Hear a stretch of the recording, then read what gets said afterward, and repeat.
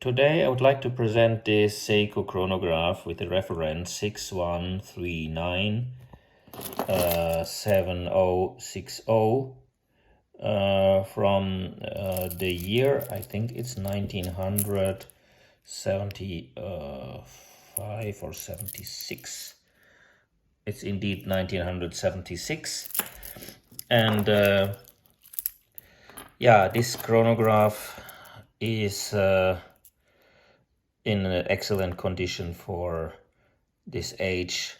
You see, often this model has the issue that the yellow and the blue parts in the dial are already faded, but this one is wonderful, and it is not afterwards colored or some, because the chronographs often you find them refurbished in a bad way. This one is not at all refurbished. It's, as I see, all original. Also the edges are nice. It is at least not much polished. I think it's not, it was never polished maybe. And as I said, the dial is wonderful.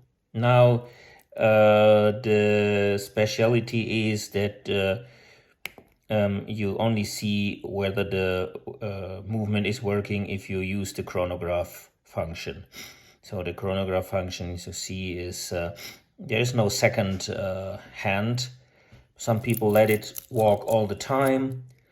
I'm not belonging to these people to let the chronograph walk all the time, because yeah, I think it might maybe make the movement faster, necessary to service it later. So I mostly spare it, and but sometimes I use it, of course, and because I look the play of the hands of this very special model. Let's see whether the other hand is moving. Yes, it does.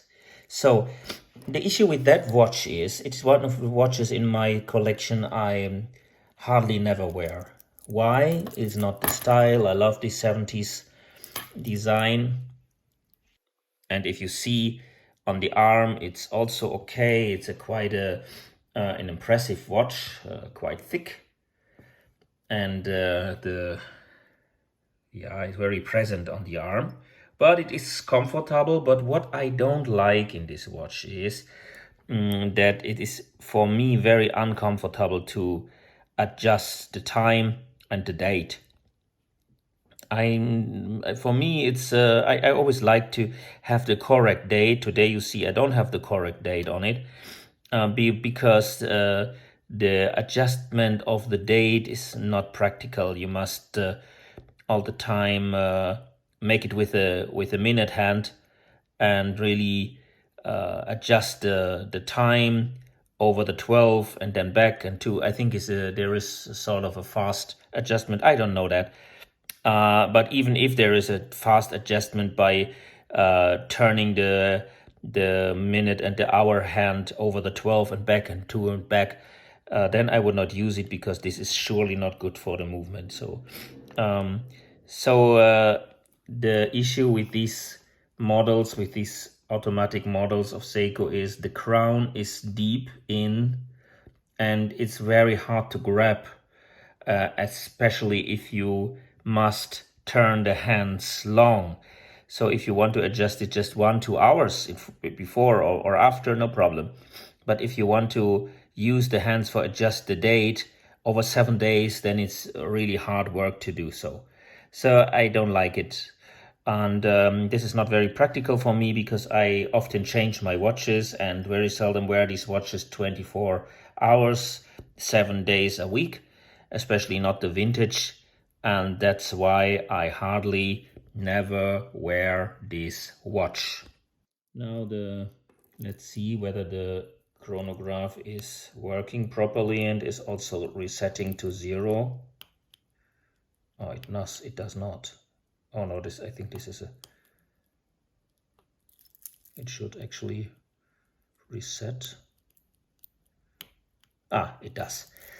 Yeah, this is always a little bit an issue with these mechanical old watches. So this is my presentation of that watch. I don't have much to say about that.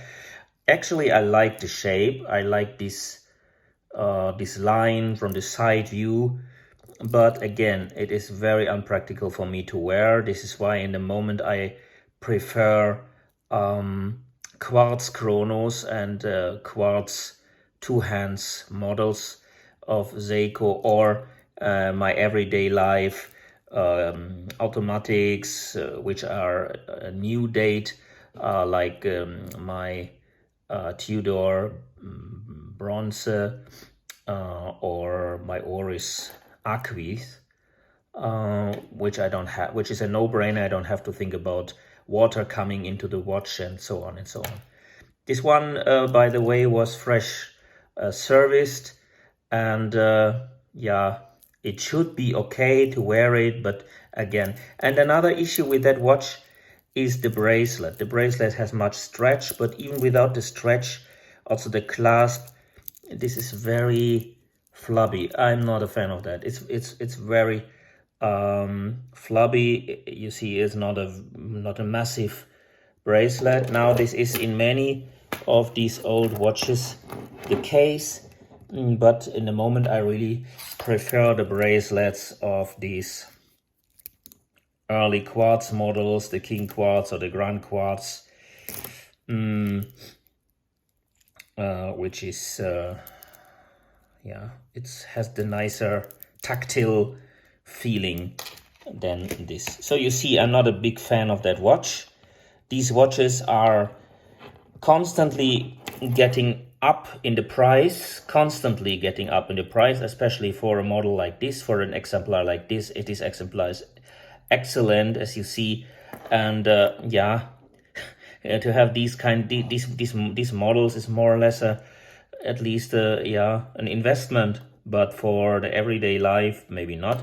But if you want to have an eye catcher for one day or in the evening, then sometimes you can wear it, and yeah, it's a spectacular watch in my opinion, and I wish it was more able for the everyday use. So that's for today for this model. I thank you for your attention. I hope this movie was somehow helpful to you to make up your mind what kind of vintage watch you like. In the moment I have mostly Seiko vintages, but in the future I think I will buy maybe also some more exotic things, maybe also some brands which are not the brands anyone wants, like the Omega or the Longines. And so we will see what's coming up in the future.